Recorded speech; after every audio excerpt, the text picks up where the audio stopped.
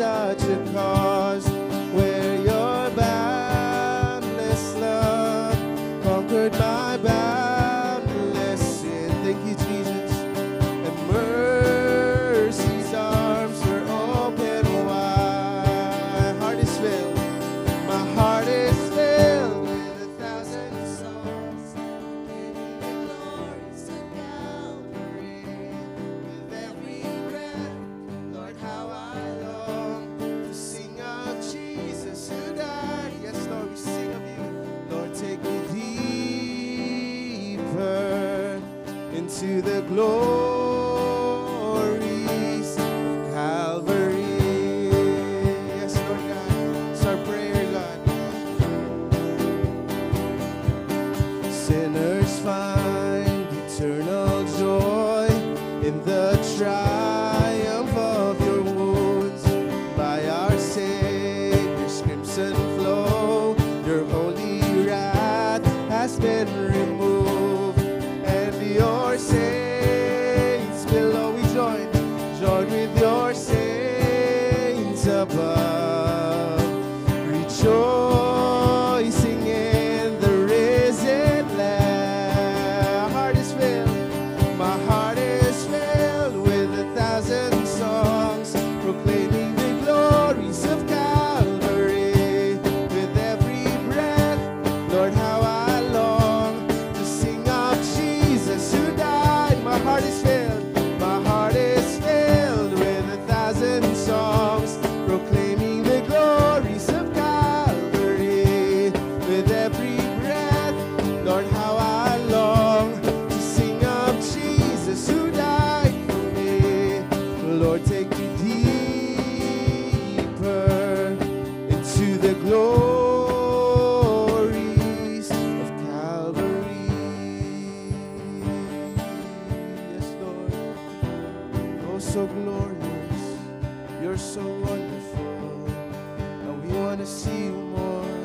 We want to know you more. For all eternity, we will sing worthy. Our God has set us free to sing the glories of Calvary. For all eternity, we will sing worthy. Our God has set us free to sing the glories of Calvary. My heart is filled with 1,000 songs, proclaiming the glories of Calvary. With every breath, Lord, how I long to sing of Jesus who died. Sing it again. My heart is filled. Heart is filled with 1,000 songs, proclaiming the glories of Calvary. With every breath, Lord, how I long to sing of Jesus who died for me. Lord, take me deeper into the glory. Lord, take me deeper. Lord, take me deeper into the glories. Lord, take me deeper into the glories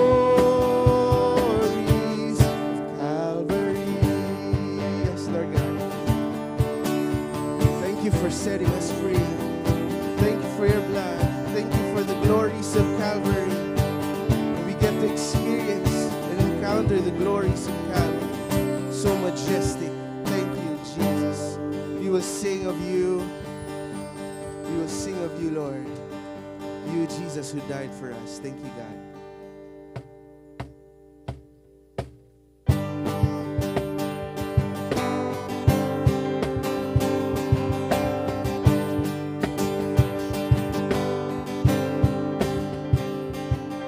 The cup was not removed, he drank it all.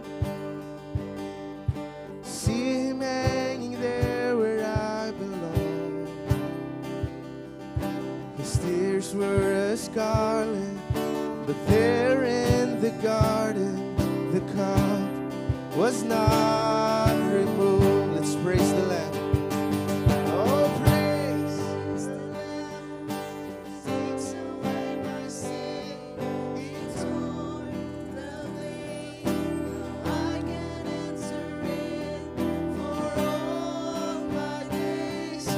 my soul will praise Him. Praise you, God.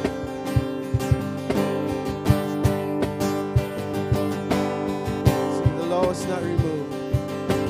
The law was not removed, it was fulfilled. The prayers of all the prophets now revealed.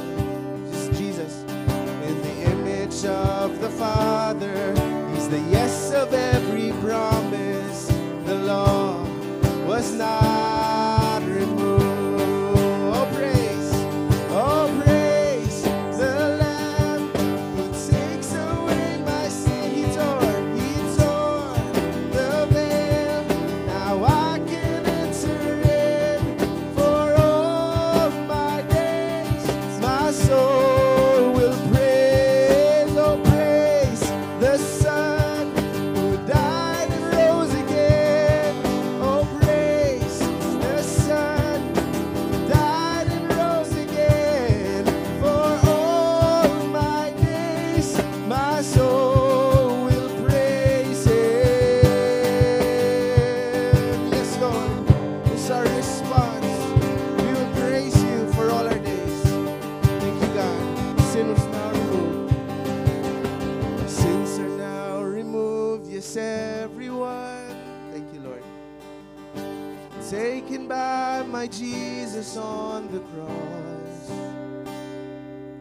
As far as east and west, I see His righteousness. Declare, my sins are now removed. Yes, my sins are now removed. Oh, praise the Lamb. Oh, praise the Lamb who takes away my sin. He tore the veil. Now I can enter in for all my days. My soul praise the one. Oh, praise the one with scars in His hands. Oh, praise the Son who died and rose again. For all my days, my soul will praise. For all my days, my soul will praise.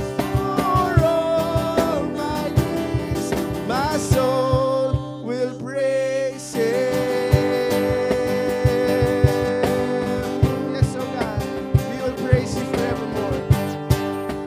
Thank You, Jesus. The cup was not removed, He drank it all. See Him hanging there where I belong. Thank You, Lord. Yes, Lord, You took our place. The cross is where we belong, oh God. But Lord, You were the atoning sacrifice. You paid the penalty of our sin. You died the death that we deserve, so that we could live the life that we did not have. Thank You, Lord. And this is all through Christ alone. Our salvation, forgiveness of our sin, it's all because of what Christ has done. So we put all our trust, put all our faith, all our hope in Christ. Our life, our breath is Jesus Christ. Thank You, Lord, for what You have done. Thank You, Jesus.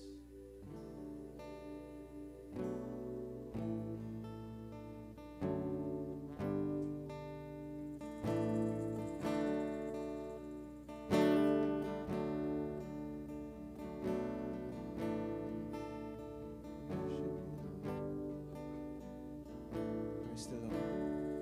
In Christ alone, my hope is found. He is my light, my strength, my song. This cornerstone, this cornerstone, this solid ground.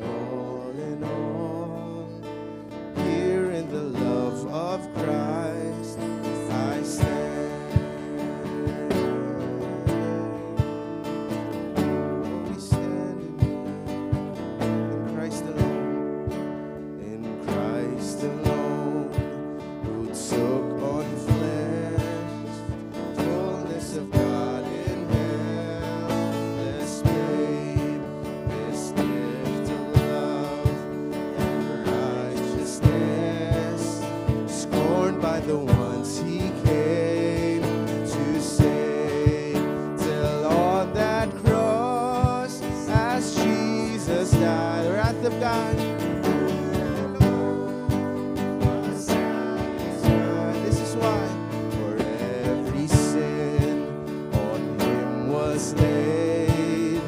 Here in the death of Christ I live.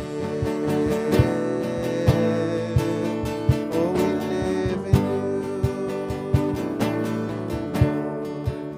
Where in the ground his body lay, light of the world by darkness slain. Then bursting forth in glorious day, up from the grave he rose again. And as he stands in victory, since curse has lost its grip on me. Thank you, Lord. For I am his and he is mine, bought with the precious blood of Christ.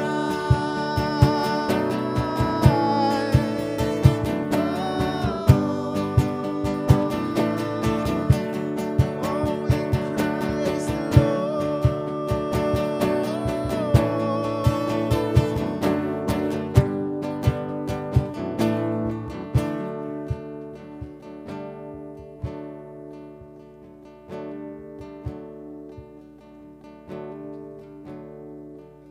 Thank you, Jesus.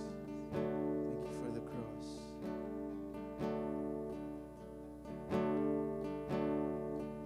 Thank you, Jesus. There's no one like you. We await that day. You will come again, that glorious day. And as we wait, Lord, we will live for you. We will worship you, Lord. Thank you for the cross. Thank you for the forgiveness of our sins. Thank you for that glorious day. Thank you, God. No power of hell, no scheme of man can ever pluck me from his hands till he returns or calls me home.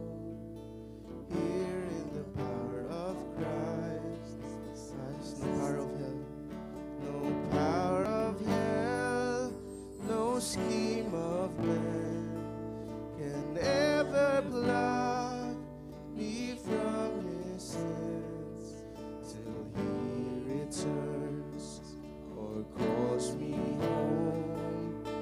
Here in the power of Christ. Sing it again. No power of hell. Last time. No power of hell, no scheme of man can ever pluck me from his hands till he returns or calls me home.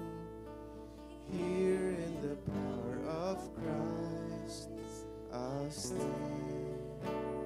Here in the power of Christ I'll stand. Yes, Lord.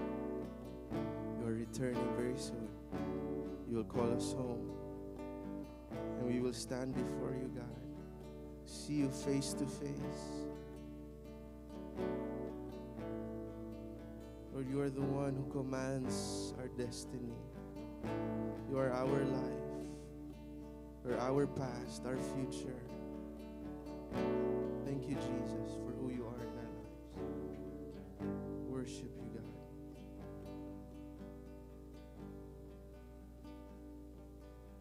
Allow me to read once again from Philippians 3, verse 7. It says, "But whatever things were gained to me, these things I have counted as loss for the sake of Christ.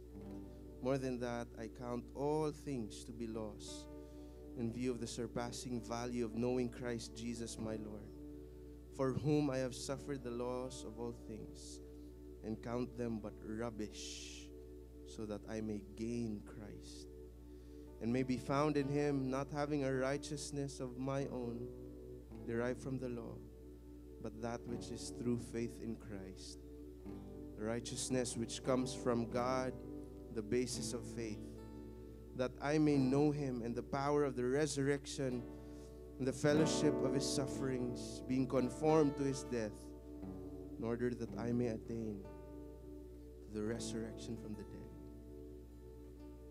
Philippians 1:21. For to me, to live is Christ, and to die is gain. You are our life, Lord. Thank you, God.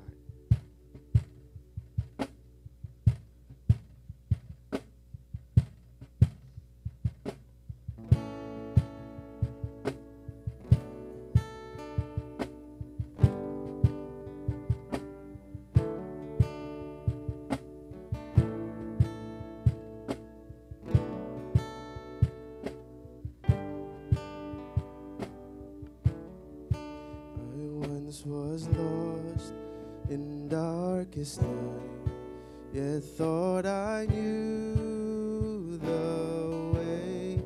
The sin that promised joy and life had led me to the grave.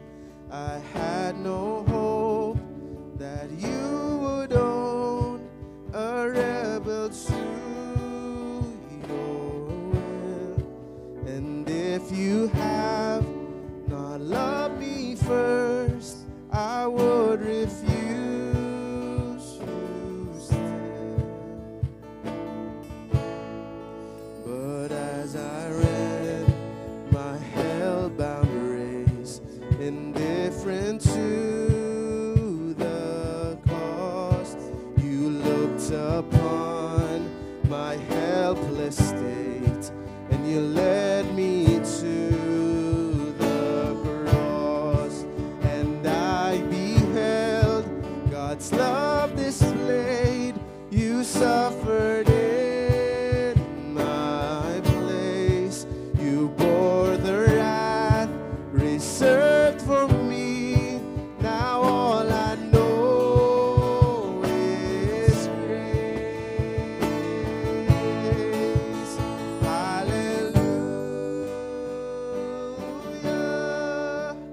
All I have is Christ. Hallelujah.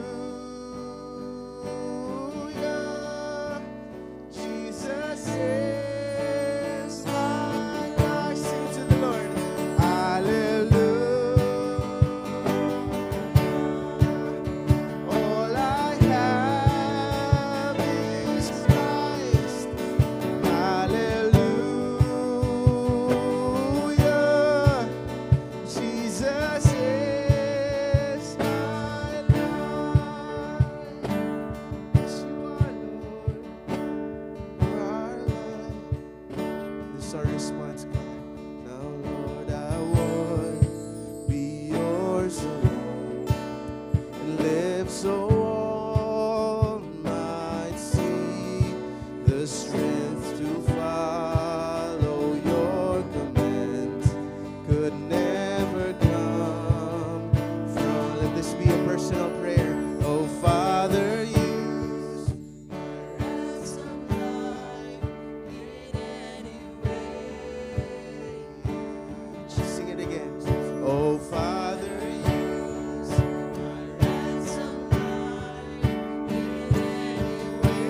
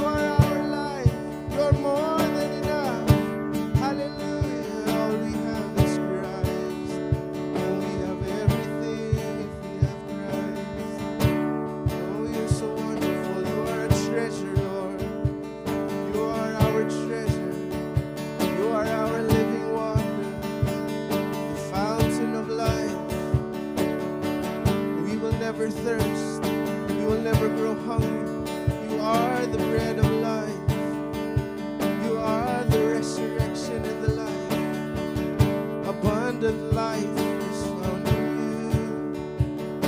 It's you, Jesus, breath of our soul.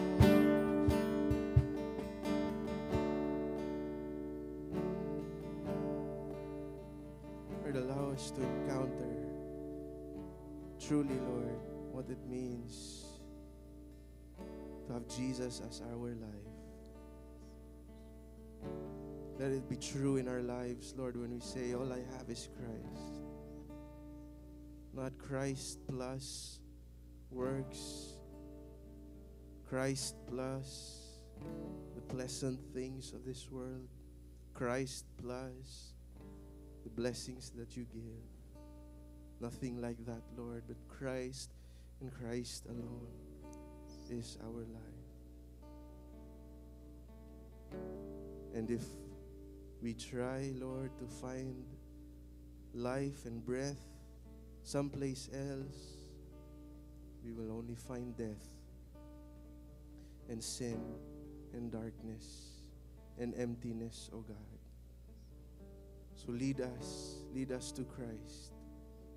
Lead us, Lord, to the living water, the bread of life, so that we will never thirst, we will never hunger, O Lord. We will be satisfied in you for the deep longings of our hearts and our souls. We will be forever restless until we find rest in you, Lord. Sing this with all of our hearts. Hallelujah. All I have is Christ. Hallelujah. All I have is Christ. Hallelujah. Jesus is mine.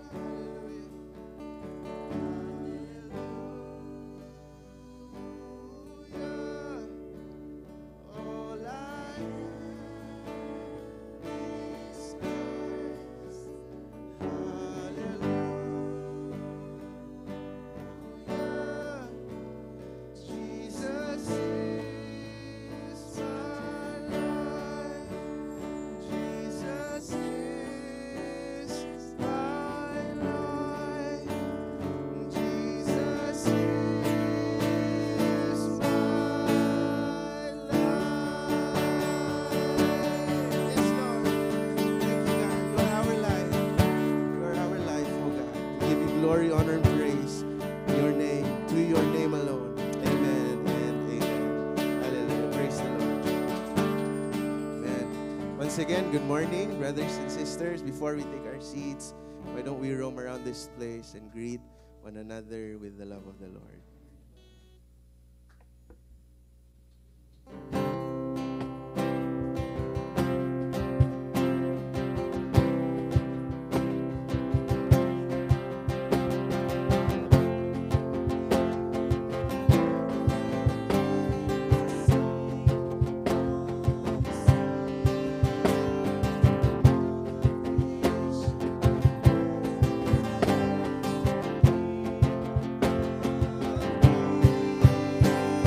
This morning and evening, everything breathing must sing.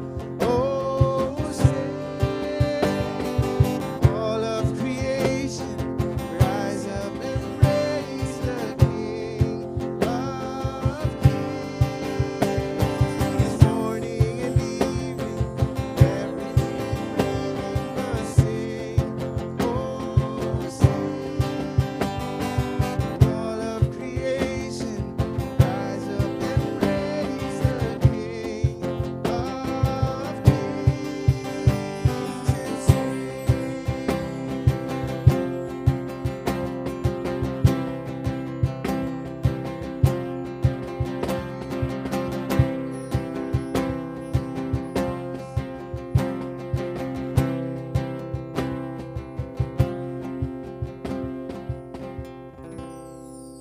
Praise the Lord.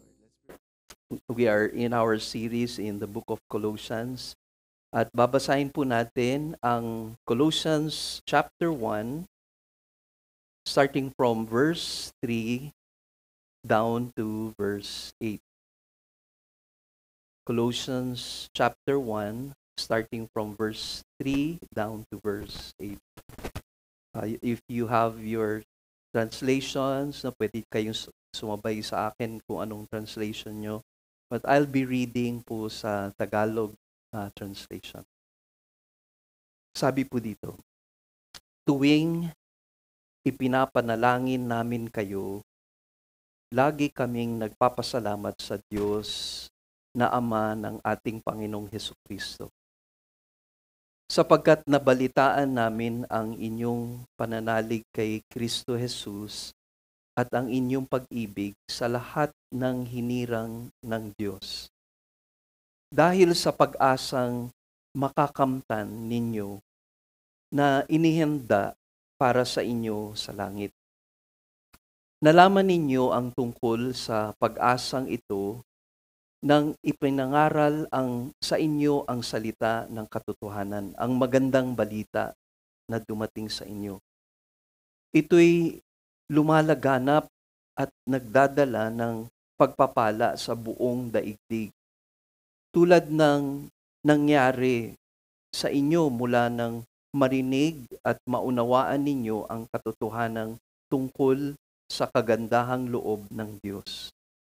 Natutunan ninyo ito kay Epapras, ang aming kamanggagawa, isang tapat na lingkod ni Kristo at kinatawan ninyo.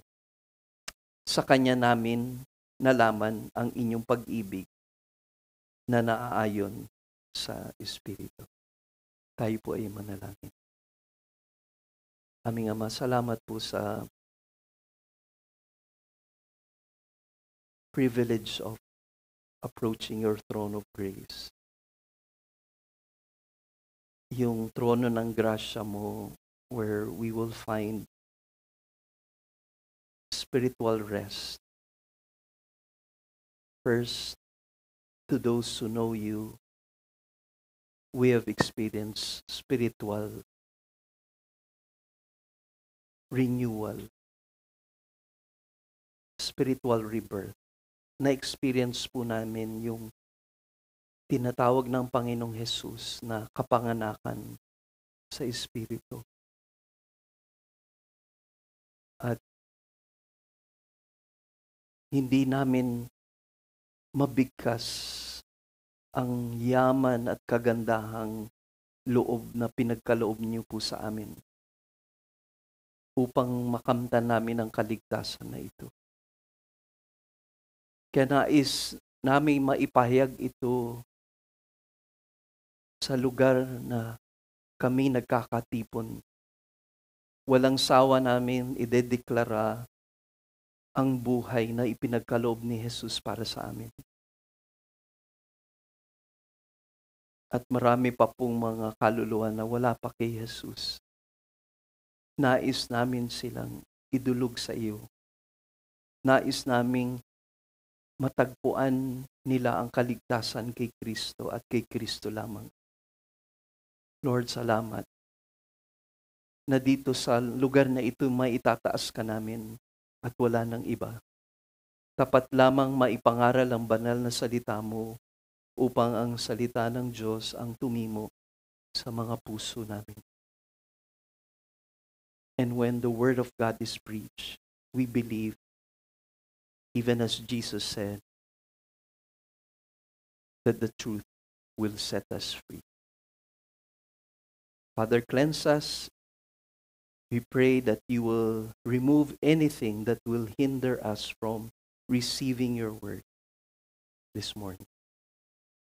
All this we pray in Jesus' precious name. Amen and amen. We may be seated in the presence of God. The title of our sermon this morning is Gospel Foundation for Spiritual Growth. Gospel Foundation for Spiritual Growth. Basically po, yung ating tatalakayan ngayong umaga na ito ay ang pundasyon natin sa kaligtasan.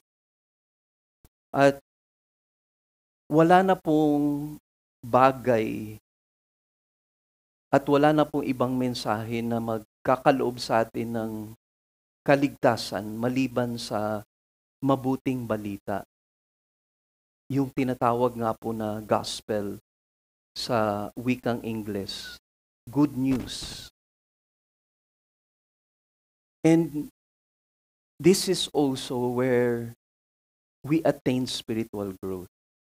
Often you have heard, madalas nyo pong naririnig na ang ebanghelyo ay hindi po natapos doon sa kaligtasan mo. Ang ebanghelyo ay tuloy-tuloy na kinakailangan ng mananampalataya.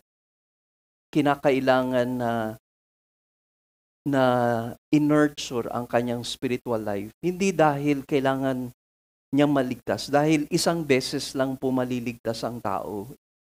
Isang beses ka lang maipapanganak physically sa mundo na ito. Isang beses ka rin na maipapanganak sa espiritu. Hindi na po mauulit yon. Once and for all, na-receive mo na yung salvation na gift. But in our spiritual growth, meaning yung spiritual nating paglago and maturity, ang gospel pa rin yung foundation natin. Kasi we go back to yung truth. Kaya nga I was blessed dun sa line-up ni Pastor John sa worship because it was all centered on the gospel of Christ. If we were just listening to it and offering our praises to God, it is centered on what Christ has done for us.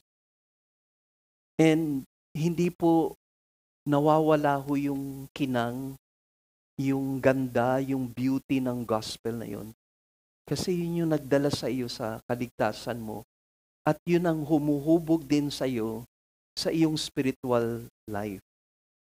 Wala na pong ibang way. Wala nang ibang paraan para tayo'y lumago. Wala nang ibang paraan para tayo'y maligtas. Kundi dito sa ebanghelyo na ito, the glorious gospel of our Lord Jesus Christ. Wala na pong iba. And kung may life na po sa atin, yung tinatawag po ng isang great man of God na the life of God in the soul of man, may seed, may life po doon. There's nowhere else to go but to grow in Christ. Kung may buhay po yun. Kailangan man-nurture po yun para lumago. Hindi po ang Kristiyano, ang totoong Kristiyano ay mananatiling stagnant sa kanyang spiritual life. There's no such thing as bonsai Christian. Although alam natin ginagamit yun na termino sa mga Christians na walang growth o nagsasagnate yung kanilang spiritual life. Pero if we study the Bible, hindi po dapat mag-stagnate ang isang Kristiyano. Ang kanyang paglago is paangat. Hindi po dapat magdadigress yung kanyang spiritual life. Instead, lalo pa pong lumalago yun. Pinost po ito ng daughter ko and nabasa ko to kagabi. Sabi ko, gamitin ko to na introduction. Don't be a Christian that grew up in church but never grew in Christ. Siguro sa context nito, yung tinutukoy din yung mga lumaki sa church, yung environment nila, Christian, mga Christian yung parents nila, nag-school sila sa Christian school, they're active sa church, they've been attending regularly, pero hindi lumago. Hindi lumalago. Kaya ito po yung challenge ngayon. Sa series natin sa Colossians, allow us by the power of the Spirit of God to see God in all His beauty and the beauty of the gospel of our Lord Jesus Christ. Itong ating study ay hahatiin natin sa dalawang points. Una is yung fruitful evidence of spiritual growth, which we will find in Colossians chapter 1, verses 3 down to verse 6a. And the second point is the gospel's role in our spiritual growth. At makikita naman po natin yan sa Colossians chapter 1, verses 6b to verse 8. So 2 points. Meron po tayong mga subpoints dito sa mga major points na ito, but focus on those two. No? Ano ang bunga na pinapakita ng Colossians sa isang lumalago na Kristiyano at mga mananampalataya? At ano naman ang naging bahagi ng Ebanghelyo para sa paglago niya spiritually? Now, let's read verse 3 at this point. Sabi po sa verse 3, we give thanks to God, the Father of our Lord Jesus Christ, praying always for you. We give thanks to God, the Father of our Lord Jesus Christ. He started this letter with a heart of thankfulness toward God, because there was so much evidence dun ho sa fruitful life ng mga readers ho niya. As we have mentioned, si Apostle Paul never had the opportunity to visit Colossae. Hindi po siya ang nagamit para abutin ang mga taga-Colossae. Tulad nung ating natalakay po previously, na ang Colossian ay binibilang na prison epistle, kasama po ng Ephesians and Philemon. Sinulat ito ni Pablo while he was in prison. And most probably, na-mention po dito kasi yung name ni Epaphras, although medyo na I'm going ahead dun po sa ating lesson, although I've covered this sa first message po natin. Pero si Epaphras was yung key person that brought the gospel to his fellow Colossians. Nakarating po si Epaphras sa ministry ni Apostle Paul sa Ephesus, na it was recorded in the book of Acts, if I'm not mistaken, sa Acts chapter 19. So isang author ay ang commentator na nagsabi na dito sa house of Tyrannus nag-umpisa yung pagdi-disciple ni Jesus. And one of the disciples ng Panginoon dun sa TBI, Tyrannus Bible Institute, po-promote natin yung IBI, mag-IBI na po tayo, International Bible Institute. Dun po nagbunga sa buhay ni Epaphras ang message ng gospel. And for 2 years, at least, he was discipled, and then he went back to Colossae. I think it was 90 miles away from Ephesus, ang Colossae, which is pagka ginugal map mo, parang nasa Zambales yung lugar. No, Quezon City to Zambales. So, ganun po yung proximity ng kung paano nakarating from Ephesus ang message ng gospel through Epaphras. Kaya si Epaphras ang ibinibilang na pastor ng Colossae.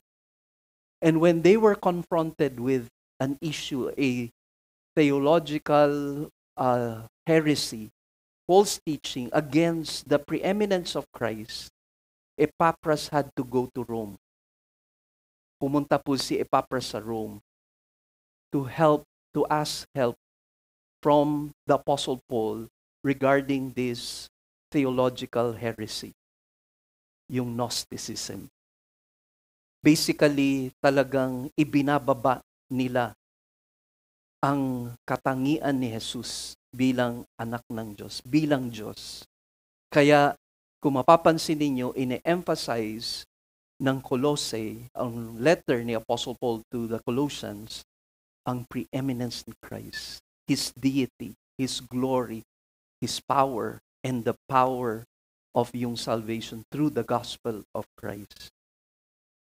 Ang ganda mapakinggan na inumpisahan ni Apostle Paul yung letter na ito, we give thanks to God. In the midst of all of yung hinaharap nila with these false teachings, Paul started with offering thanks to the Lord.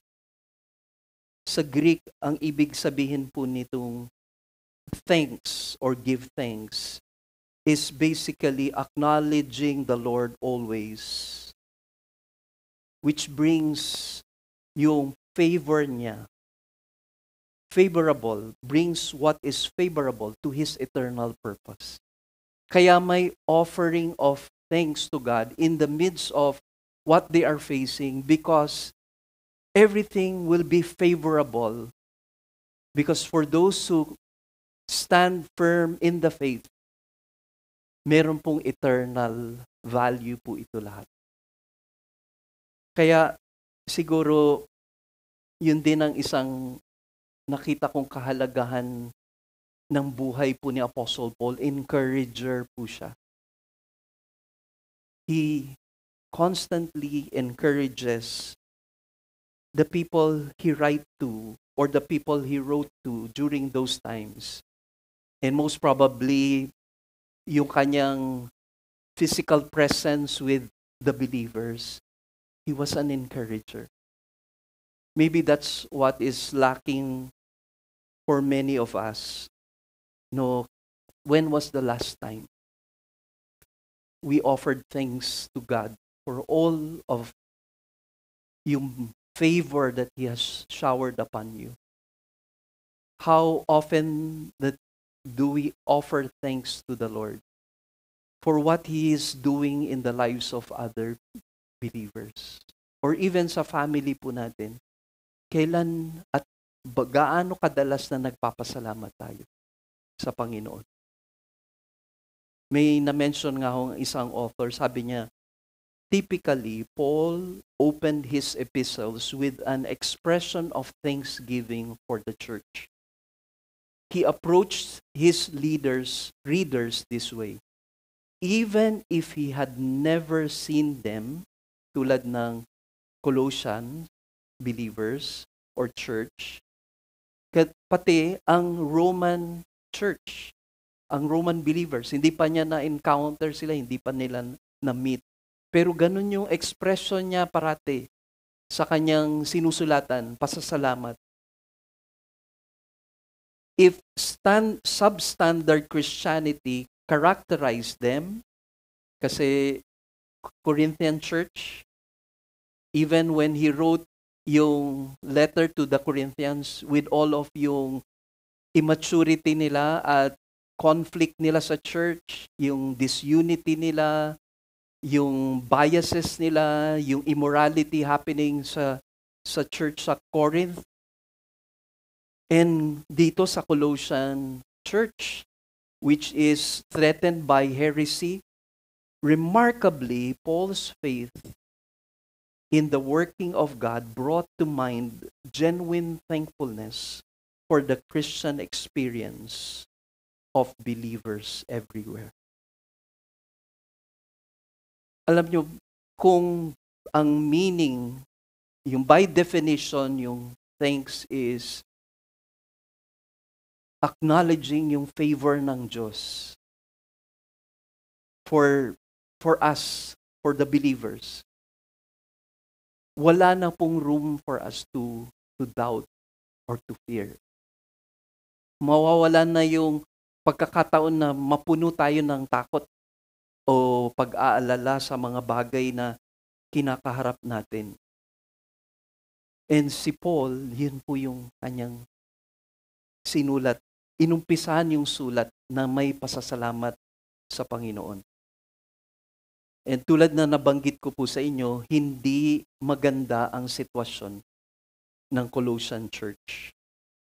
But he dealt with it positively because he saw what will be yung magiging bunga o yung magiging paraan para sila ay mapalaya mula dito sa mga maling katuruan na ito. Wala nang ibang paraan kundi maitaas si Jesus.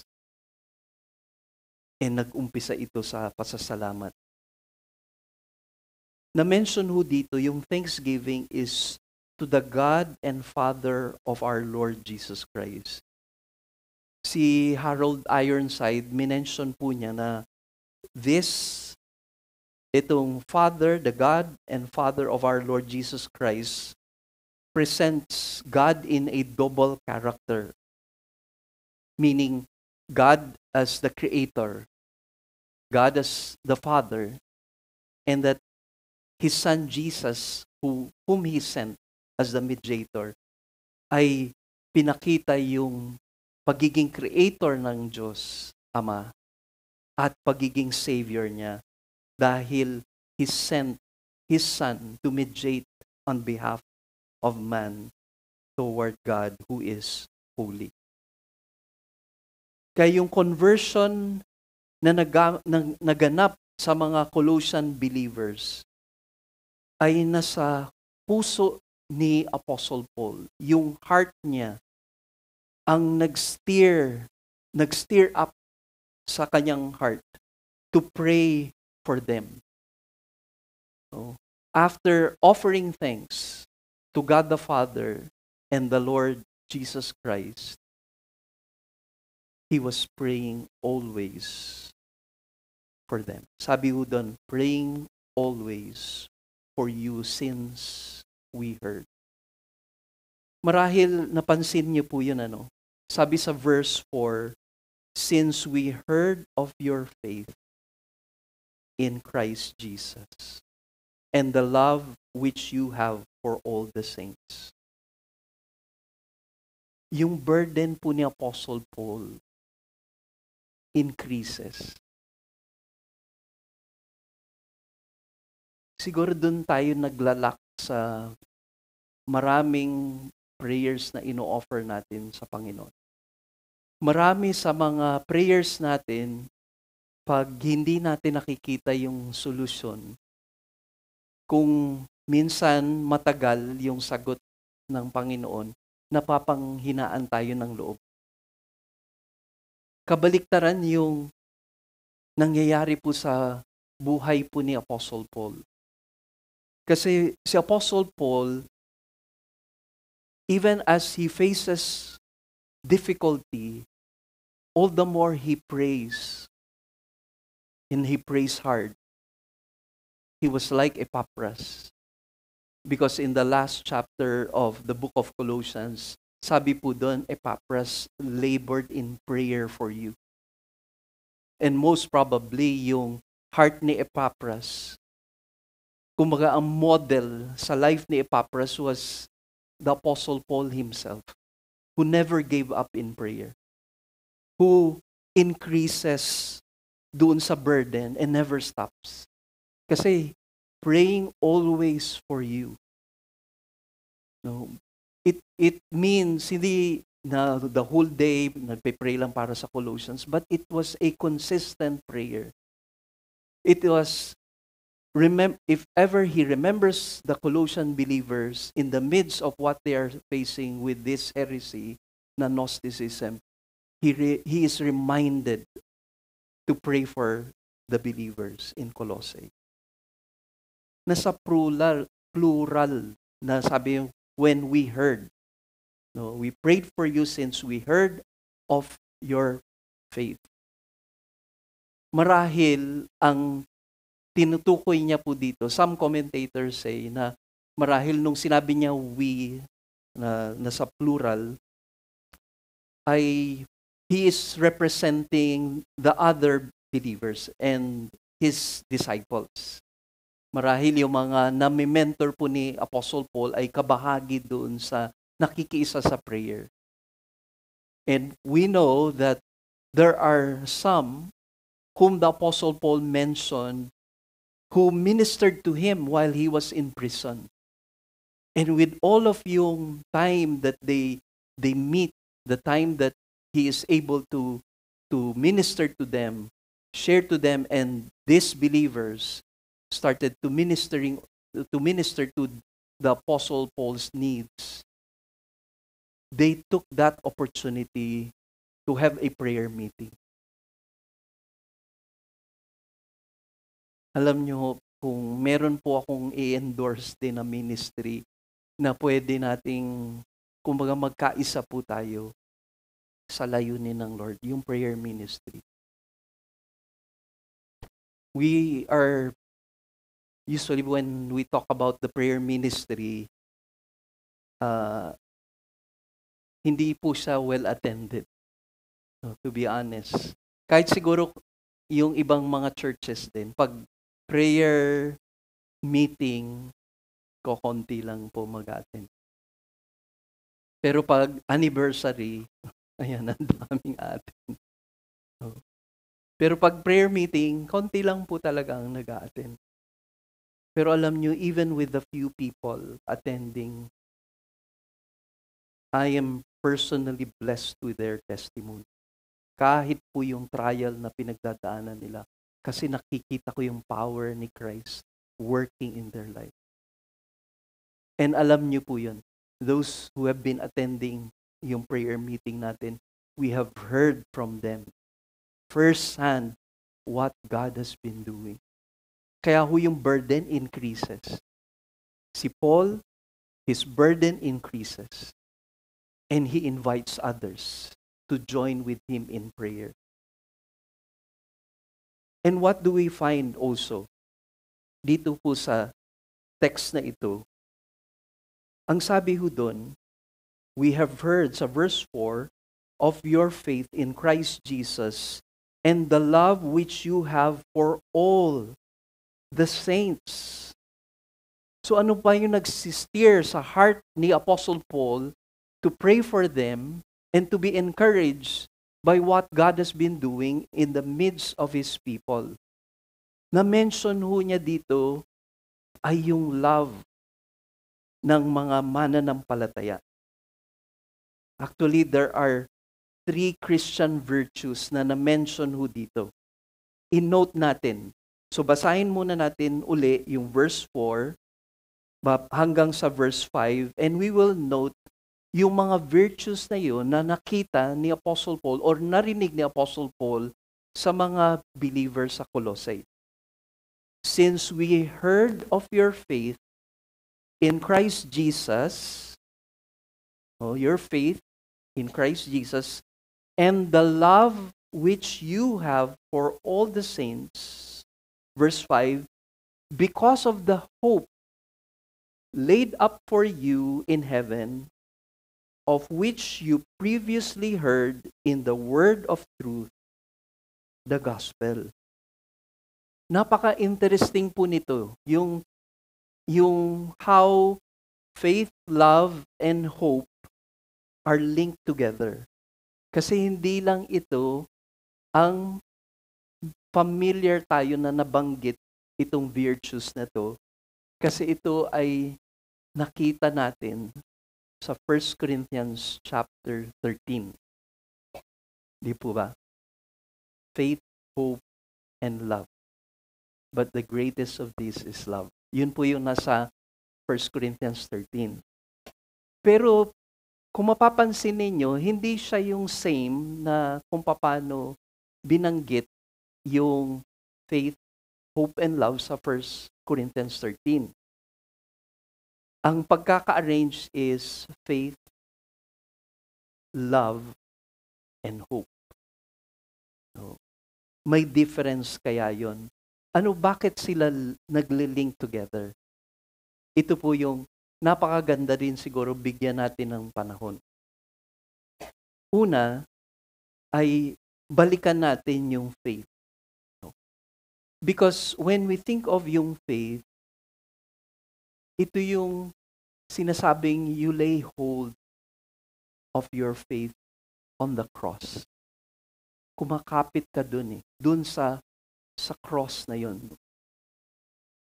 Yung symbol of yung sufferings ni Christ dun sa cross for our sins. Nakakapit ang iyong pananampalataya sa ginawa ni Kristo sa iyo. Pag binanggit po yung hope, it looks forward to the awaiting glory or the glory that awaits the believers. We will not live here on earth permanently. Na baka ma-disappoint po kayo, hindi po tayo permanente dito. Meron pong permanent abode, a permanent place where the Bible describes as where eternal pleasures is found. And it is an everlasting, eternal pleasures. I cannot imagine it. Even as an artist, bilang painter, no, hindi ko ma-paint ang beauty ng heaven even sa mind ko. May ginawang movie yan noon Merong sikat po na artista na pinortray nila sa film yung heaven. Alam nyo kung anong picture nung heaven sa kanila? Painting din. Dahil hindi nila po maisalarawan ang ganda ng heaven. Pero heaven is not heaven if God is not there. Heaven is heaven because God is there. And as Jesus said, this is eternal life, that they may know you, and that they may know me, Jesus Christ, as the Savior. Eternal life is God Himself. It is more than the place. It is God Himself. Kaya why can people express yung heart nila beyond words, can express? Hindi mo, minsan, magugulat ka sa mga patutuo ng mga kapatiran sa gitna ng kanilang pinagdadaanan. At hindi nakita yung mga material. Malungkot ang tao nakatuon sa material. Pero pagka nakatuon na yung tao sa mga bagay na eternal, particularly patungkol po sa Diyos, alam mo, may hipo ng Panginoon sa buhay nila. Kasi many seek after God, not because of who He is, but what He can give. Pansinin lang po natin, masaya tayo pag meron tayong ganito. Paano kung wala? Masaya pa rin po ba tayo? Kung may mga bagay na hinahangad tayo, na-attain natin yun, at sabihin natin, ito kasiyahan ko to. Naabot mo nga, pero ang tanong, saan yung Diyos dun sa gitna na yun? Kasi God blesses. God promotes. Sabi po ng scripture yun. Yung promotion does not come from the east nor from the west, according to the book of Proverbs, but from the Lord God Almighty. But in your promotion, can you say na, Lord, it is your hand? Because you have far greater purpose in blessing me and promoting me, because this is for your honor and for your glory. Kasi mapupunta naman talaga sa wala lahat ng ito Lahat ng efforts natin, I'm not discouraging you, but yun po yung reality. Hindi natin alam We do not hold our future. Yung pinsan ko po, just recently died. Kaedad ko po siya. Sikat po siya nung kabataan nila. Siya po ang isa sa mga dancers ng Hot Legs. Kilalang group noon, mga sosyal na mga dancer, mga jazz na dancer. No? Ayaw ko lang ipakita sa inyo yung kakayanan ko din sa jazz. No, hindi. Kasi parehas kaliwa po yung paa ko. Wala po akong kakayanan. Pero just kidding. Just kidding. Pero ganun ka bigla. Wala kaming idea kasi meron pong ano po ba yun, gumawa ng chat group among mga side ng mother ko, Blando. So nagsisend ng mga messages. Si Pastor Mel, ginagamit yun para ma-reach out yung mga cousins namin. Tapos sabi niya, I wrote at least 3 books. Are you interested to have any of those books? Sabi niya gano'n. Meron nagsabi, at least 2. Pero the rest, tahimik. Nabigyan ni Pastor Mel yung 2 pinsan po namin. Pero kasama po yung isang yon, si Christine Blando, sa group. And I was just praying for all of them na, Lord, sana mag-respond sila. Kahit dun sa book, matanggap nila yung book ni Pastor Mel. Isi-send ni Pastor Mel for free. Lahat nung kailangan kung kahit galing pa sa Cebu, i-deliver sa kanilang doorstep. And yun nga, recently, my cousin passed away. With all of yung siguro prestige, di ba? With all of yung na-accomplish mo, I'm not belittling what she has accomplished. Mahusay siya talaga. Graduate ng Assumption College. And kumbaga lahat, future para sa kanya, naka-lay down yung lahat ng opportunities. Kaya, mahalaga po yan eh. Where do you lay your very life? Saan po nakalatag po yung buhay natin? Kasi ito sigurado. Kasi yung faith po dito means to be persuaded that something is true and to trust in it. You are persuaded. Faith basically is God's persuasion. Hinikayat ka. Ang Diyos mismo ang naghikayat sa iyo para makatagpo mo siya, makilala mo siya. This is far more than mere intellectual assent. Hindi lang ito cerebral knowledge. Hindi lang ito kaalaman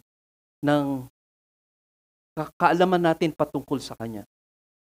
But yung faith na ito, as the Lord persuades you to Himself, it involves obedience. Kaya yung word na faith comes from the root word, obey. No, nandyan po yung, kung hindi ako nagkakamali, yung root word, ay obey ang ibig sabihin. Si Grant Osborne, isang kilalang Bible scholar na nakapag-speak na po sa ating ministry sa Cebu, sabi niya, faith in Scripture is the gift of God which persuades the receptive heart of what pleases Him. So ayon daw sa Bible, ang pananampalataya ay kaloob ng Diyos na hinihikayat ang tao, ang mananampalataya na tanggapin ang mga bagay na kaaya-aya sa Kanya. Na maging receptive tayo sa mga bagay na magbibigay kaluguran sa Diyos.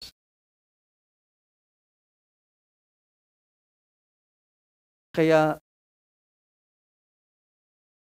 it is really based on your trust in the divine person.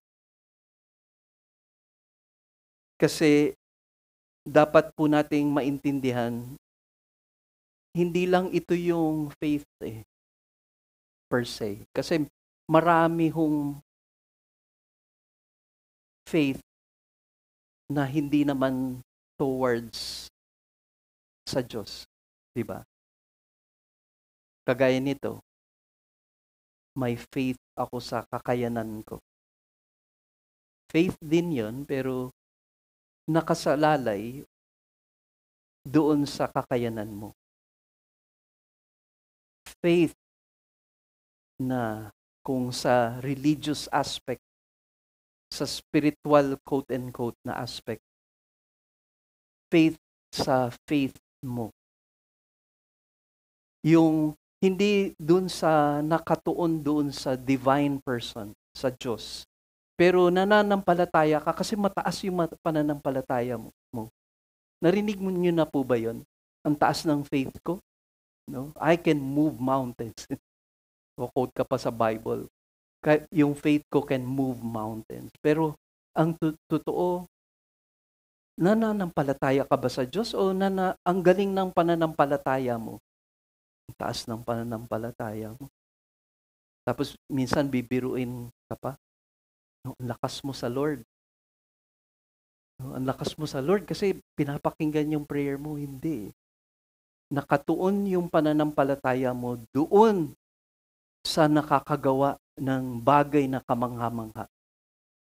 Doon ka nananampalataya. Kaya doon sa Hebrews chapter 11, yung heroes of the faith, madalas na ilinalagay natin sila sa pedestal kasi sa accounts sa scriptures sa Old Testament, di ba? They did great exploits for God. Pero alam niyo ho ba na yung focus doon is not really who they are and what they have done.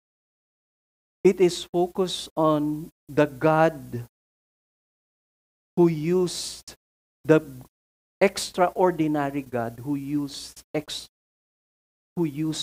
ordinary men like Abraham, like Isaac, Sarah, David, because all of them failed. Di po ba? Kaya alam mo yung Bible totoo eh. Kasi pinakita niya ang mga kahinaan ng mga nanampalataya din sa Kanya. At nanampalataya sila lang sa extraordinary God. Kaya they did extraordinary things because they serve an extraordinary God. It was not about them. Kaya dun sa chapter 12, nung sinabi, therefore, since we are surrounded by such a great cloud of witnesses, let us throw off every encumbrance and the sin that so easily entangles us, and let us run the race with perseverance. Tinutukoy po doon, yung cloud of witnesses ay yung mga heroes of the faith who believed in God, who trusted in God, that made them extraordinary because they serve an extraordinary God. Kaya ho yung focus ho ng faith ho dito ay nakarest sa person ni Jesus. And this is important. Sabi nga ng isang author, it is important to observe that it is not the character nor the amount of faith that saves. It is the person in whom faith rests.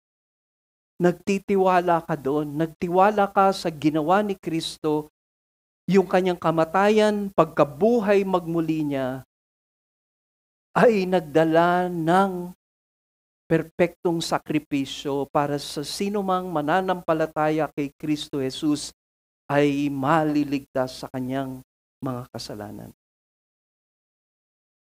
Kaya dapat i-identify natin at maging maliwanag, ano ba ang faith na nagliligtas? What is saving faith? Kasi, tulad nga po ng isinulat ni John MacArthur, meron pong non-saving faith. Yun yung tinutukoy sa James chapter 2 verses 14 to 16 na dead faith. Hindi totoo, hindi buhay na pananampalataya.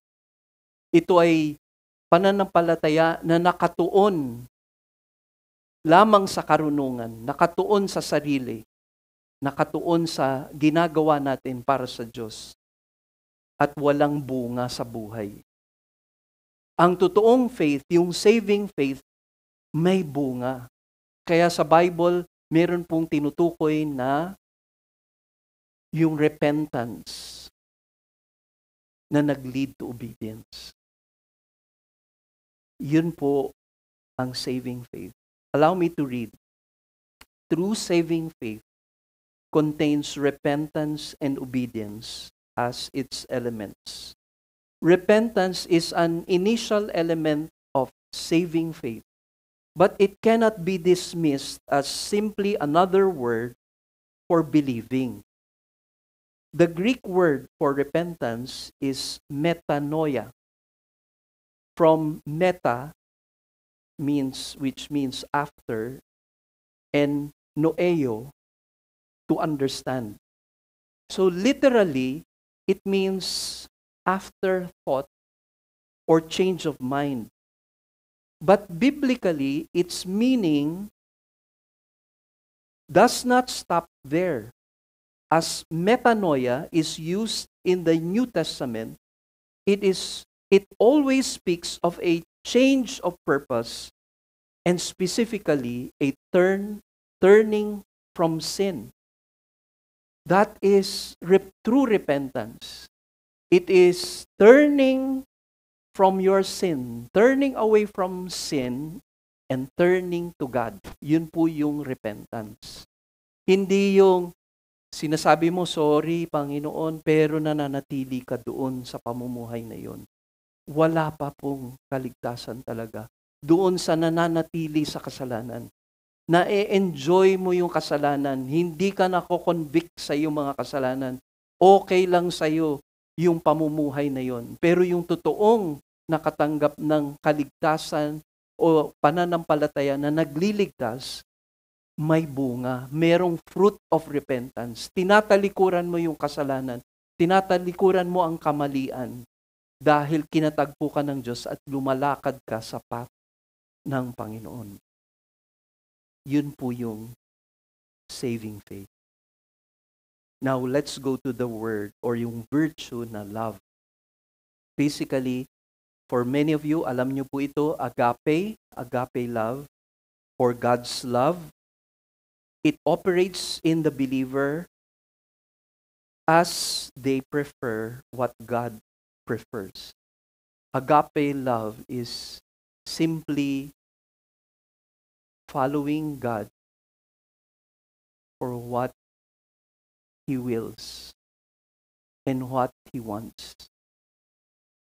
It speaks of love that is expressed in living for the Lord, living for Him.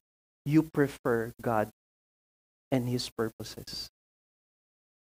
Kaya dito na-mention ho yung love ng mga believers to all the saints.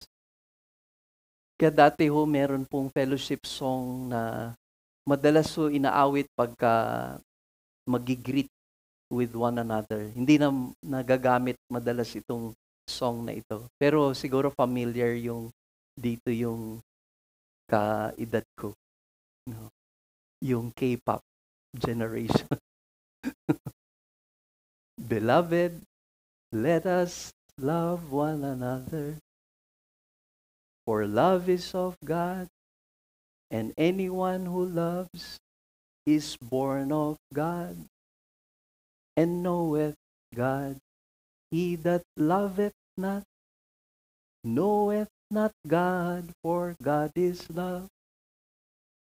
Beloved, let us love one another. 1 John 4, 7, and 8. Ayun, meron ka lang memory verse. 1 John 4, 7, and 8. Basically, ang sinasabi po ng Bible, kung nasa Diyos ka, sinasabi mo, mahal mo ang Diyos, pero you hate your brother, hindi mo talaga love si God. ano lang yan, expression mo lang yan. Yung outward lang na pagsasabi mo, mahal ko ang Diyos, pero galit ka sa kapatid mo. May hatred ka, may bitterness ka. And sabi ni Jesus, pag may hatred ka toward your brother, you have already murdered him in your heart. And how can you say, and how can I say that I love God if I hate my brother? Kaya, merong evidence eh. May fruit sa isang sinasabi ni Paul na evidence sa love sa kanila. Yung love na yun, evident. Because they are expressing this. Even as they express it to God, this is seen in how they relate with their brothers. To all the saints. Sabi po dun. It is a display, a testimony that there is a divine nature within.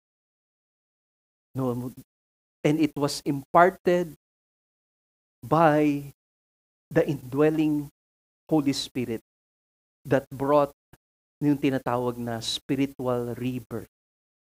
Yung pre-preach po ni Pastor John sa series on the book of John, spiritual rebirth, born again.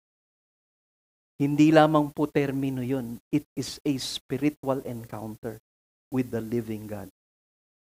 Yung third is hope.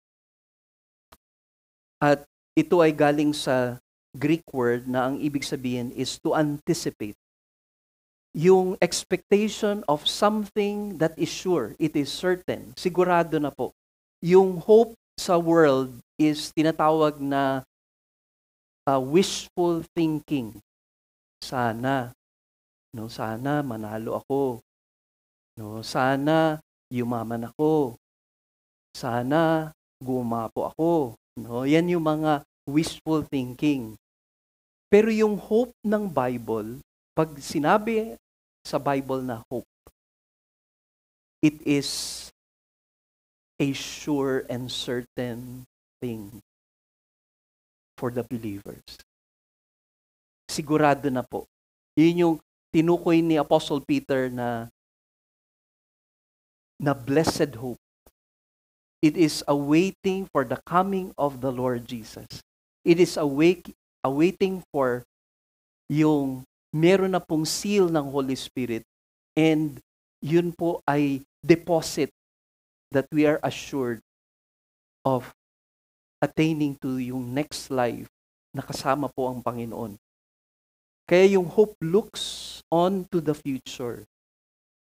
He speaks of yung hope that is laid up in heaven for us, for those who believe, those who have learned the word of truth, the gospel of the Lord Jesus Christ. Yun po yung blessed hope also of the second coming of the Lord. When Christ will come and establish His kingdom here on earth, not only yung spiritual kingdom na in-establish niya sa heart natin, but He establishes yung earthly kingdom when He comes. And the Bible says we will reign together with the Lord Jesus Christ. Kaya ito po yung napakahalagang yung mensahe ng Ebanghelyo. Ano po ba yung Ebanghelyo? I will share this next time po yung what is the gospel. Basically, the gospel is yung good news. But let us not forget na yung good news na ito ay tinatawag na body of truth. Merong set of truth dito sa gospel na ito. Ang ilan dito ay familiar na po tayo. Ang ilan dito na naririnig natin ang mensahe ng mabuting balita patungkol kay Jesus ay kasama po dito ang kalagayan natin bilang mga makasalanan.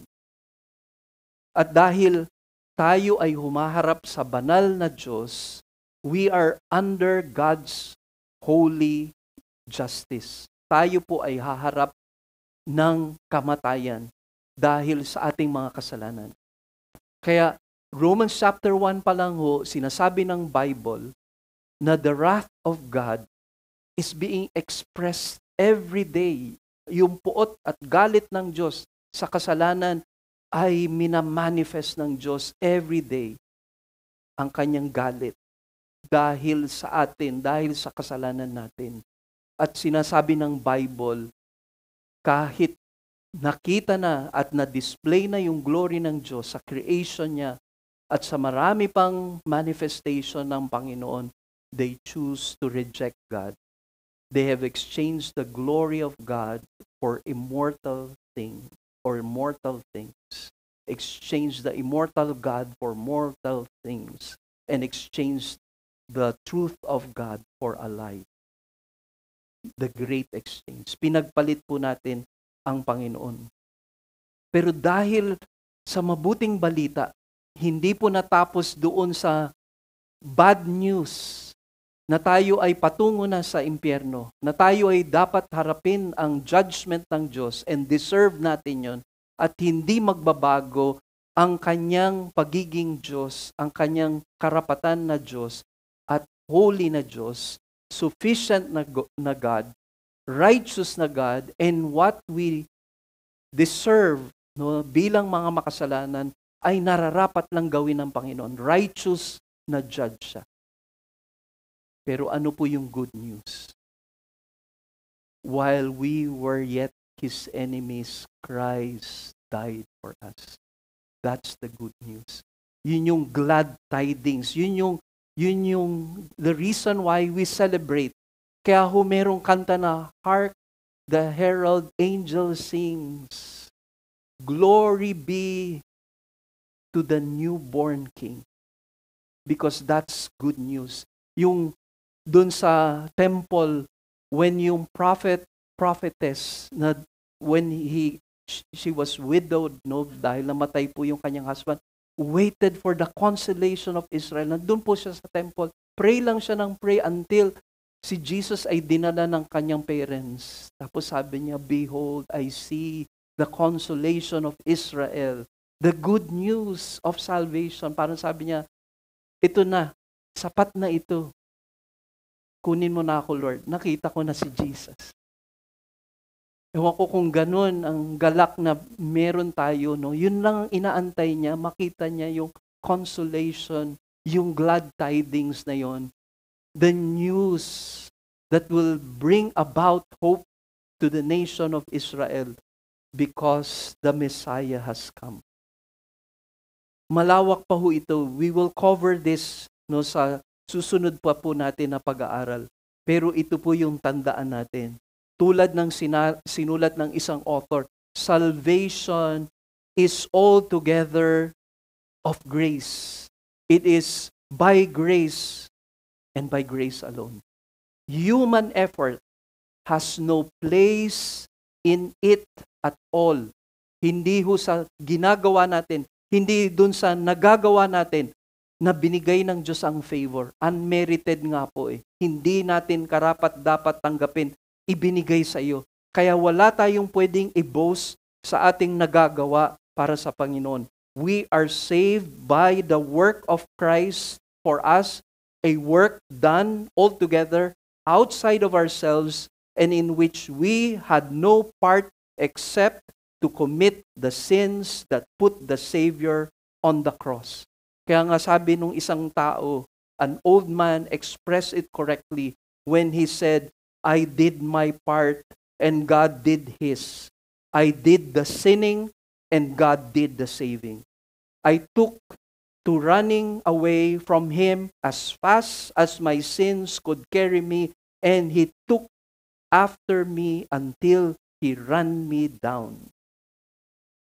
Na-imagine ko po yung mga rugby, sakay American football, di ba? Hinahabol, tapos i-run down mo yung kalaban mo. Tayo, tumatakbo tayo towards sin, we enjoy sin, tapos biglang kinatagpo ka lang ng Panginoon. Hindi mo ma-imagine kung paano ka dinala doon sa favor niya na hindi mo karapat-dapat tanggapin. Yun po yung message of the gospel. Yung gospel message this body of truth must be believed.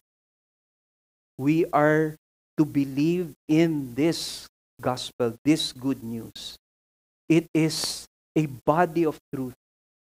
And it is of faith that it might be by grace alone, not by works, lest no man should boast, lest any man should boast. It is the gift of God. Yun po yung sabi sa Ephesians chapter 1. Chapter 2, verses 8 to 9. Now we'll go to the second point, the gospel's role in our spiritual growth. So basahin po natin ang verses 6b to verse 8.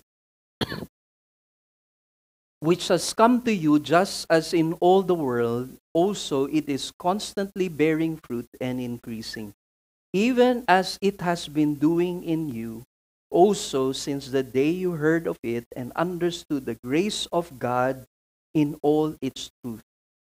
Just as you learned it from Epaphras, our beloved fellow bondservant, and who is a faithful servant of Christ on our behalf. And he also informed us of your love in the Spirit. So bago po tayo magpatuloy lamang po, tingnan nyo maigi yung gospel na ito. So it is a body of truth. Ito ay set ng katotohanan. Na sinabi ni Apostle Paul dito, ang reason why they are bearing fruit sa lives nila ay dahil sa gospel. No, since the day they heard it. So yung set of truth, yung set of teachings na yon, yung gospel, ay narinig nila. Narinig nila from Epaphras. Nung narinig nila yung word of truth na yon, or yung body of truth, or yung set of truth na yung gospel, they understood it, or sabi doon, since the day you heard of it, and understood the grace of God in truth. They understood the grace of God through the gospel. So they heard the set of teaching, they understood this set of teaching, which is the gospel. So yung gospel ay naririnig, dapat marinig, at dapat na naintindihan. Kung tatanungin ko kayo, ano ang gospel? Ipaliwanag nyo nga sa akin, ano ba yung ebanghelyo? Ano po yung set of truth na yon, yung set of teachings na yon, na kailangan nyong malaman, marinig, at kailangan nyong maintindihan, kasi yun ang magdadala sa inyo sa kaligtasan. Alam po ba natin yun? Hindi ko po kayo binibilital ha. Ang purpose ko nito, ang pinaka-objective po namin bilang pastor, ay malaman nyo ito dahil ang nakataya ho dito, yung salvation nyo. Alam nyo po ba na ligtas kayo? At bakit nyo alam ligtas kayo? Sige, pwede pang isang tanong. Kung haharap kayo sa langit, sa Diyos, sa langit, hindi po si San Pedro ang makakaharap nyo na may manok, no? Si Jesus mismo. Ano ang dahilan na sasabihin mo kung bakit ka karapat-dapat pumasok sa langit? Sige nga. Bakit ka karapat-dapat na pumasok sa langit? Lord, ang dami kong binigay sa iyo Nagpatayo nga ako maraming simbahan. Lord, nakita mo naman, ang bait-bait ko. No, parang nga akong hindi makapatay ng lamok. No. Lord, kita mo ba yung tulong ko sa mga mahihirap? No. Meron nga joke po si Pastor Dodong sa Cebuano Fellowship. Pero yun, yung kwento niya, si Pedro yung kaharap nung nagsasabi na Pedro, San Pedro, no, makasulod man ko diha. Tapos, ipinagyabang niya yung pwede niyang, dahil, bakit siya karapat-dapat sa heaven. So, sinabi niya lahat. Nung paggawa siya ng simbahan, tumulong siya sa may hirap, gumawa siya ng mga kabutihan, etc., etc. Siya ay tapat, siya ay religious, siya ay active sa simbahan, etc., etc. Tapos, nung pinagmamalaki ngayon nung tao na yun, yung dapat siya sa heaven, sumitsit daw ho si God. Psst, sabi niya, Pedro, repani. Ewan ko, nakuha niyo yun kung nakuha niyo yun, Cebuano kasi yun na term niya, repani. Ibig niya sabihin, i-refund mo yung mga ginawa niya, yung binigay niya, hindi siya pwede dito. Hindi ko papasa talaga. Kaya kailangan natin malaman yun, ano ba yung gospel? Yung set of teaching na kailangan natin marinig at kailangan marinig ng mga mahal natin sa buhay, kailangan nilang maintindihan at sabi pa ho dito sa verse 7, just as you learned it from Epaphras, our beloved bond servant who is a faithful servant of Christ on our behalf. Epaphras was the key person who preached the gospel to them. They heard it, they understood it, and they learned from Epaphras the gospel. It can be heard, it can be understood, and it can be learned. Yun yung gospel. Do you know the gospel? Kailangan po alam natin yun. Kaya sa interview po nung nag-membership, yun po yung unang tanong. Sigurado ka bang ligtas ka? Sigurado ka ba? Ang dahilan doon, hindi po yun pagmamalaki, hindi po yun self-righteousness. Yun ay tanda ng concern mo.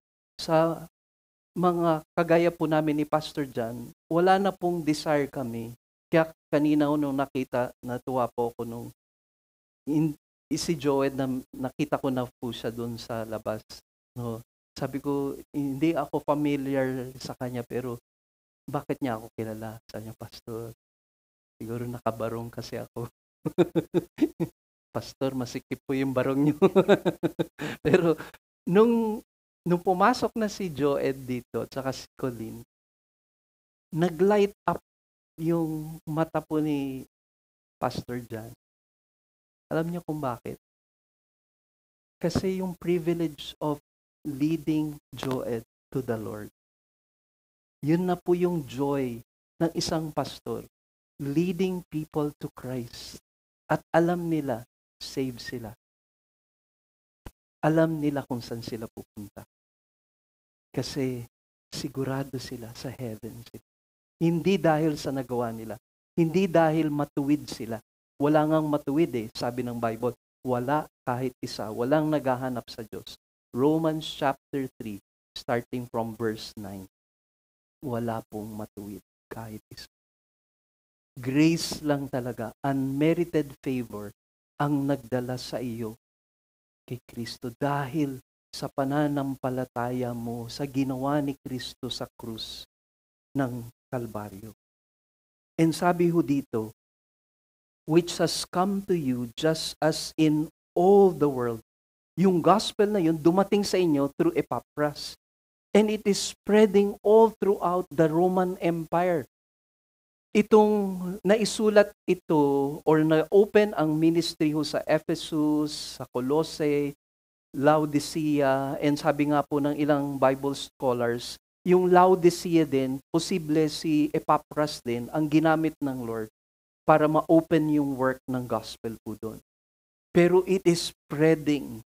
Yung message of the gospel is spreading throughout the Roman Empire na under persecution sila sa kapwa nila mga Hudyo na hindi naniniwala kay Jesus at under persecution sila sa Roman Empire. but it is just spreading like wildfire. They were like John the Baptist, a voice in the wilderness. Kahit hindi popular yung message mo, but you're proclaiming repentance to the people that they might be saved only through Jesus Christ and Christ alone.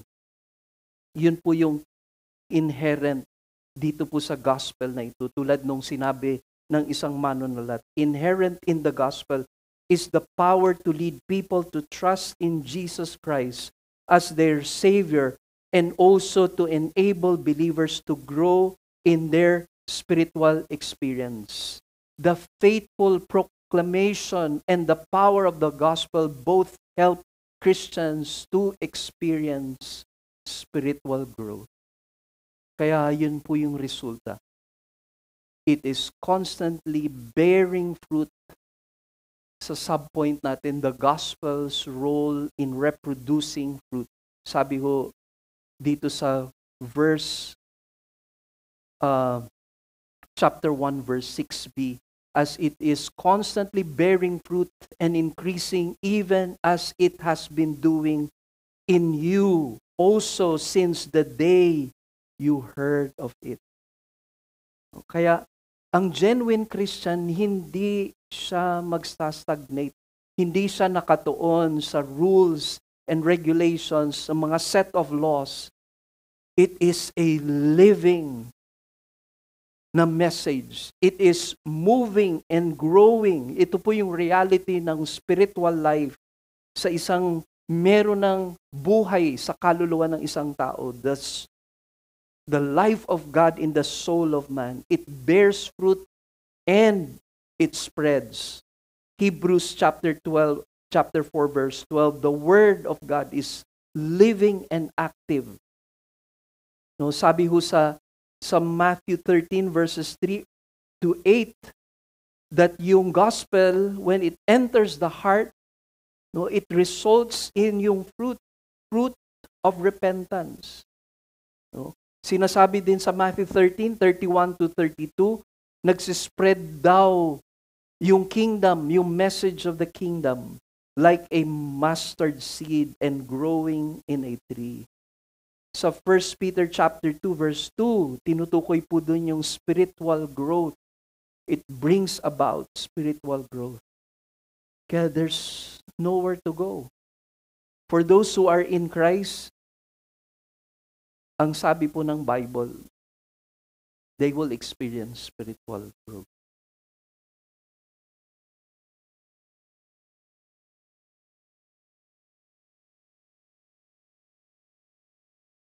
So maybe I'll just continue this next time.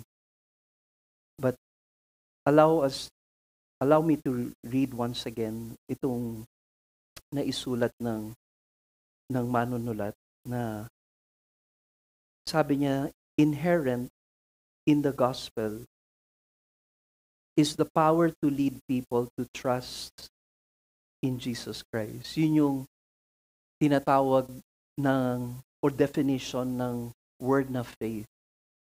It is God drawing you to Himself.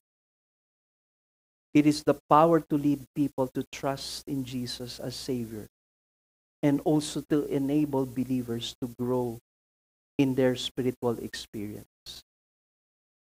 The faithful proclamation and the power of the gospel both help Christians to experience spiritual growth. Yun po yung challenge ko po sa bawat isa sa inyo na mga mananampalataya na kay Kristo. Kung sigurado po kayo na natanggap nyo na po yung saving faith, ang magiging bunga po nun ay spiritual na paglago. At ito'y buhay, nagsispread, tumitibay, lumalago. And let us grow together, brothers and sisters in the Lord. Kung hindi ka pa nakakakilala sa Diyos, ito na ang pagkakataon na isuko mo ang iyong buhay. kay Kristo Jesus. Let us pray. Our loving Father, salamat po sa pribileyo na makalapit sa iyo at muli na mapakinggan ang mensahe ng kaligtasan sa pamagitan ng Ebanghelyo ng Panginoong Hesus. Yung sinasabi po ni Apostle Paul nung isinulat niya ito sa mga mananampalataya sa Colossae, na narinig nila ang Ebanghelyo, ang set of teaching, na naintindihan nila at patuloy nilang natututunan ayon sa verse 7, verses 6 to 7. Tulad ng mga mananampalataya sa Colossae, ang hangarin namin, ganun din ang aming magiging patutuo sa mga taong nakapaligid sa amin, Lord. Buhay nga ba si Kristo sa amin? Nakikita nga ba yung bunga sa amin, Panginoon? Nakikita ba yung power ng gospel sa amin unto salvation? Yung sabi sa Romans chapter 1 verse 16 ni Apostle Paul, I am not ashamed of the gospel of Christ, for it is the power of God unto salvation, first to the Jews and then to the Gentiles. Alam ni Pablo, naunawaan ni Pablo itong grace na ito dahil he was formerly a persecutor of the church. Kaya nga nung isinulat niya ang aklat sa Filipos, even while he was in prison, kung meron daw person na pwedeng maipagmalaki ang kanyang accomplishments, meron siyang pwedeng i-boast. Siya ay isang Hebrew of Hebrews. A 100% na Jew and speaks the Hebrew language. He was a religious leader, a Pharisee, who was zealous of the law. Sila yung naka-perfect na naintindihan, na memorize ang law at pinipilit na gawin ang bawat nakasulat, bawat tuldok, jot and tittle written in the law of God.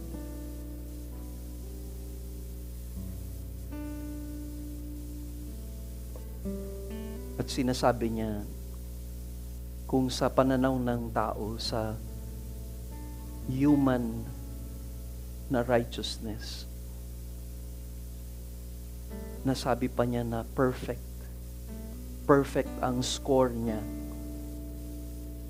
dahil sa inaakala niyang nasusunod niya ang batas ng Panginoon. At akala niya he was doing God a favor when he started to persecute the believers. Pinapahuli niya, pinapapatay niya ang mga mananampalataya until he encountered God. He encountered the Lord Jesus Christ sa Damascus Road in Acts chapter 9. And when Jesus told him, Saul, Saul, why are you persecuting me? Hindi lamang pinipersecute ni Saul ang mga believers, but he was directly persecuting Christ himself. And Saul asked, who are you, Lord? I am Jesus, whom you are persecuting. And this turned his world around. He realized that all his good works, all of what he has attained, all of his spiritual or religious heritage, they are nothing They are garbage, they are but dung. And He counted it all lost in comparison to the glory and riches of Jesus Christ and His gospel.